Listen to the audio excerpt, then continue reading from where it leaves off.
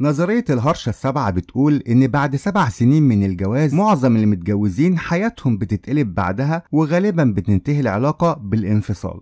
إيه النظرية دي وإزاي بدأت وإيه أسبابها؟ ده اللي هنعرفه النهاردة على لوجيك بلس.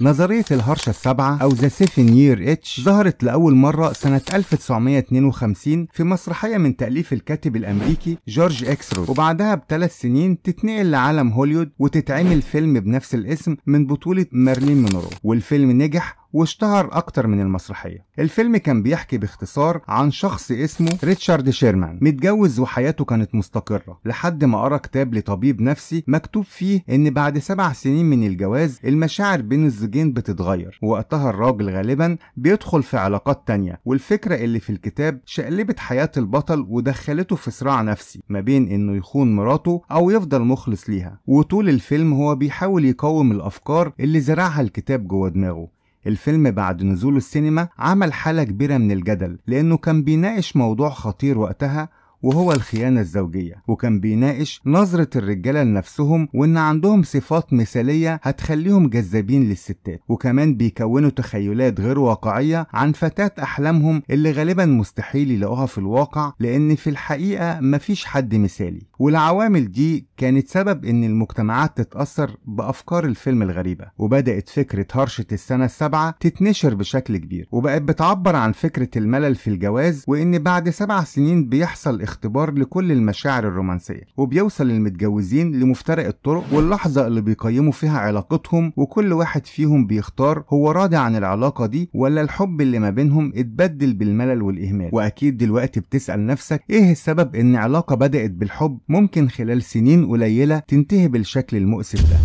دماغ الإنسان بيمر ب3 مراحل خلال الجواز. أول مرحلة هي مرحلة الجنون، مشاعر رومانسية بتفرز هرمون الدوبامين وبتزود الإحساس بالسعادة، وبيلاقوا توقعاتهم قبل الجواز أخيرا بتتحقق. والتوقعات دي أوقات كتير بتبقى أوهام وتخيلات مثالية زي اللي عرضها الفيلم لحد ما بيتصدموا بالواقع. والمرحلة دي غالبا بتستمر لمدة 2 بعد الجواز، وبعدها الدوبامين تأثيره بيبدأ يقل تدريجي، ومع وجود الأطفال بتبدأ مرحلة جديدة كلها مسؤوليات والتزامات، وكل واحد بيبقى عليه التزامات لازم يقوم بيها علشان الحياة ما بينهم تستمر. والمرحلة دي بتعمل خلل في العلاقة، لأن كل واحد فيهم لازم يعرف إزاي يوازن ما بين حياته العملية وما بين بيته وأسرته وشريك حياته، وإزاي كمان هما الاتنين يدمجوا حياتهم مع بعض. وهنا بقى مؤشر الرضا والسعادة بيبدأ يقل بالتدريج، وبيوصلهم في الآخر للمرحلة الأخيرة، المرحلة اللي بيبدأ كل طرف فيها يقيم العلاقة ويشوف هيقدر يستمر ولا لا. مسلسل الهرشة السبعة اللي اتعرض في رمضان 2023 هو أقرب تجسيد للنظرية، لأنه بيورينا التسلسل اللي بيحصل في علاقة أبطال المسلسل آدم ونادين، واللي بيبدأ جوازهم بمشاعر سعادة وحب، وكل واحد فيهم بيحاول يتعود على طباع التاني ويتقبل شخصيته وأفكاره ويدمج حياته معاه، وهي دي المرحلة الأولى. لكن بعد أقل من 2 بيتسرب الملل لحياتهم، خصوصا لما نادين بتخلف ويتحول كل مشاعر الحب لمسؤولية وشكوى من الأمومة، ودي بتكون بداية المرحلة التانية. ومع زيادة الالتزامات وانشغال كل طرف بحياته العملية والشخصية بتتدهور العلاقة بالتدريج ما بينهم، وبتوصل لمشاكل وعند وغيرة، ومحدش فيهم بقى مهتم بالتاني، وكل مشاعر الحب اللي كانت في البداية اتحولت لملل وفتور. والمرحلة دي وصلوا لها بعد 7 سنين من الجواز، وهي دي اللي هيبنوا عليها قرارهم هل هينفصلوا لأن الحياة بقت مستحيلة ما بينهم، ولا هيقدروا يقاوموا الهرشة السبعة.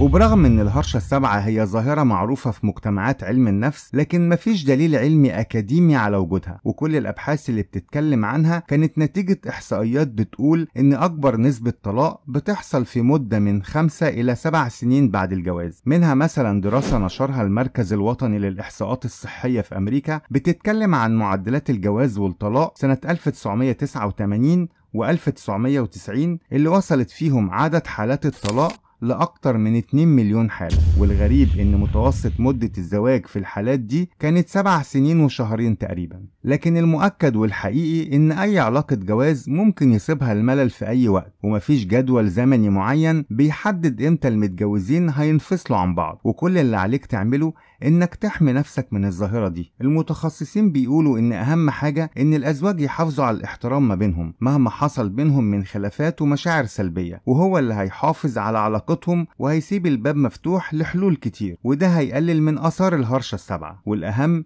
هي المتابعة مع طبيب نفسي متخصص في العلاقات الزوجية. وبالرغم ان الثقافة دي مش منتشرة في مجتمعنا، لكن الحقيقة بتساعد المتجوزين انهم يكملوا في علاقتهم، وبتمنع ان اي طرف يخرج الضغوط الحياتية اللي عنده على الطرف التاني. واهم حاجة لازم تعملها لو حسيت بالهرشة السبعة هي التواصل. اتكلموا مع بعض، لان الاعتراف بالمشاكل الموجودة هي المفتاح عشان تحافظوا على العلاقة ما بينكم. لو عجبك الفيديو ما تنساش تعمل لايك، ولو مش مشترك في القناة اشترك وفعل زر الجرس عشان توصلك فيديوهاتنا أول بأول.